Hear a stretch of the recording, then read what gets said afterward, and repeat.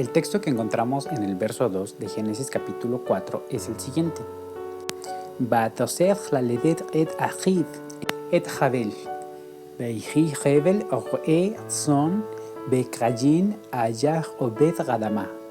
La traducción del texto es la siguiente. Aunado a esto, volvió a dar a luz a su hermano Abel. Y fue Abel pastor de rebaños y Caín vino a ser un trabajador de la tierra. En conjunto, estos dos pasajes suelen ser uno de los más estudiados dentro de los tratados de teología. Pero cuando estudiamos el texto desde la perspectiva hebrea, estos dos pasajes resultan ser más desconcertantes de lo que parecen, pues el texto hebreo contiene algunos factores que conviene analizar detenidamente. Primero podemos subrayar que en el verso 1 encontramos la siguiente declaración. Batahá batelet et Caín, que se traduce como y resultó embarazada y dio a luz a Caín. En esta frase encontramos el verbo abá, que significa quedar embarazada, y encontramos el segundo verbo que es yalad, que significa dar a luz. En el verso 2 encontramos como primera palabra una conjunción gramatical, que es la palabra batosef, que se puede traducir literalmente como aunado a esto o añadido a esto. E inmediatamente encontraremos el verbo yalad. El texto dice, Batosef laladet et achib et achibel, lo que se traduce como y añadido a esto volvió a dar a luz a su hermano Abel. Como podemos notar, el verbo embarazarse no aparece en el verso 2.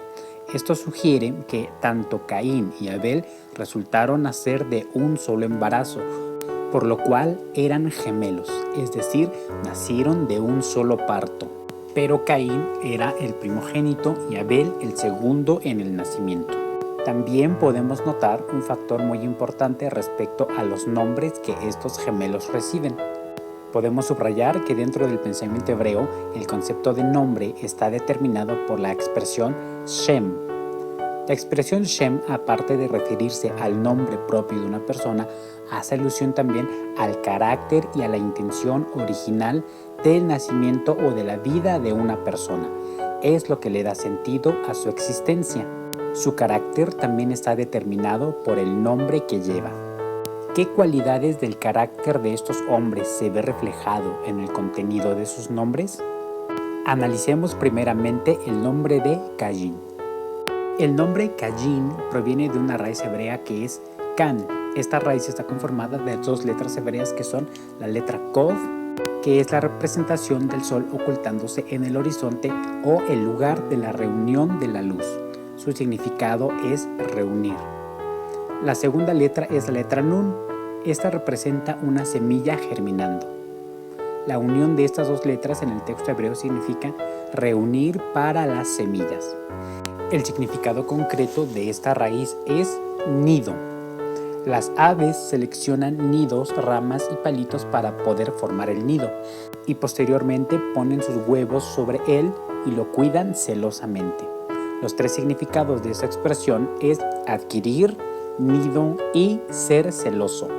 En el desarrollo semántico encontramos las siguientes palabras relacionadas con la misma raíz. Caná significa adquirir algo o poseer algo. De este verbo viene la expresión kanati, que son las palabras en hebreo que expresa Eva. Kanati ish et Adonai. Yo adquirí un hombre para Adonai. Otra palabra sería kiná, que significa proteger o cuidar con un celo extremo. Y también encontramos la palabra Caín, que de hecho es el nombre de Caín en hebreo.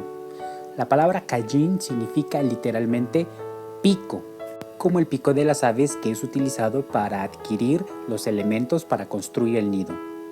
La misma palabra Caín también significa lanza, porque es afilada y puede causar una herida grave que produce la muerte. De esta manera podemos entender que el nombre Caín significa un pico afilado o una lanza para herir. Un significado añadido a esta expresión Caín también es herrero, la persona que trabaja los metales. Un herrero es alguien que a través del ardor del fuego puede forjar metales para producir armas. con todas esas características podemos vislumbrar un poco más el carácter de Caín dentro de la escritura.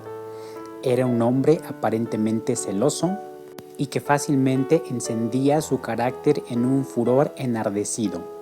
Como la palabra Caín también nos describe una lanza para herir, podemos entender que su carácter era agresivo e insolente.